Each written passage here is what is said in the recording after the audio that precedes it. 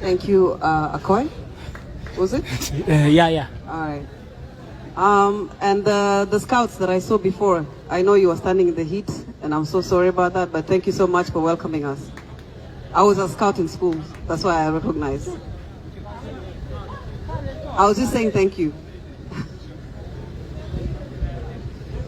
All right.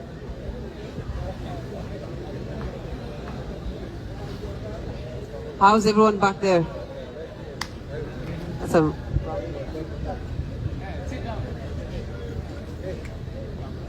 All right.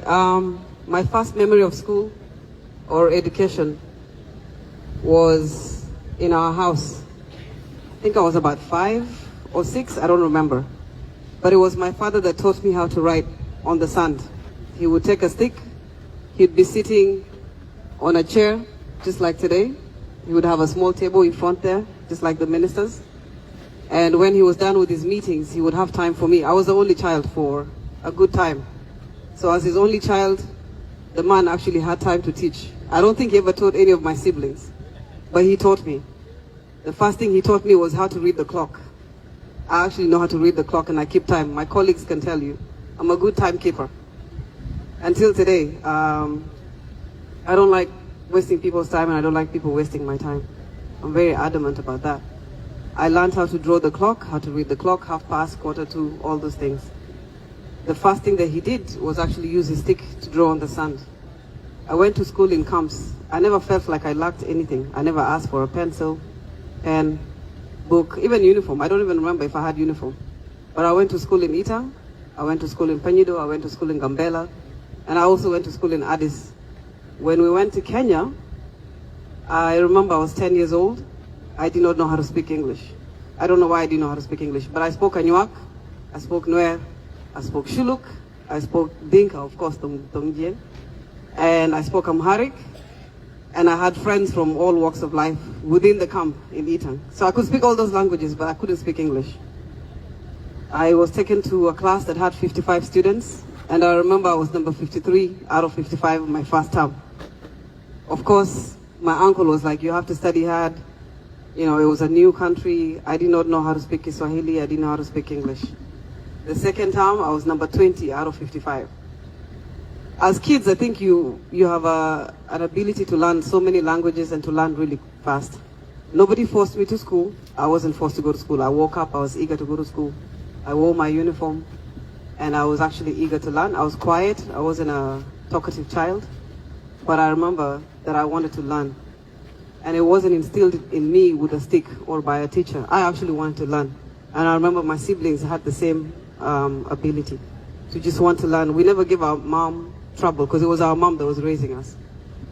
The second thing I would like to say is that my second memory of school in Kenya was when December, which was usually the last month that schools would close for Christmas, I was actually number 4 out of I don't know how many students. And I ran home with my report card. My mom was back from, I think, Sudan at the time, because she would frequently visit. And I ran home with my report card. On the way, I actually picked up some shillings, some Kenya shillings. So I went home, I was celebrating. My mom gave me 20 shillings, which was a coin. Those of you that know Kenyan coins, it was a 20 shilling coin.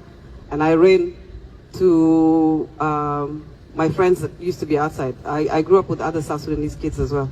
So I ran to them outside, and we actually had soda. Soda used to be 5 shillings. I think 5 cents or 5 shillings, I can't remember. But I bought everybody. We all had the big soda that you see in Uganda now, and we celebrated. So school is very important. It creates a foundation for you. I did not have to be beaten to know that boys were a no-no. So for those of you that have boyfriends here, I don't know how you do it, but I wouldn't advise it. You're too young. Keep the baby away for when you're ready. Keep the other baby away too, not just the man baby, but the baby that you'll carry with you for the rest of your life. Secondary education leads you to now a world full of open opportunities. You will have so many chances to meet other people of other races. You will have so many opportunities to interact with people from all walks of life. I don't think a wall makes a school, and I'm not saying that your wall is not important. The classroom doesn't make a school. It's where you are, where your heart is, what your intentions are, what your opportunities are, your future. When you envision your future and you want a better life for yourself, no one will have to push you to do anything. As the Ask Foundation, we are here to help you and support you with the tools that you need to help better your education. As our education consultant said, we're not here to do everything for you. You will put your hands together as a community, as a school, to do whatever you can on your own, and we will come to support you. We are that backbone that you need, but we also need you to help us help you. I don't know if that makes any sense. Does that make sense? Am I speaking too fast? Can you hear me? Can you understand me? Can those guys understand me? No?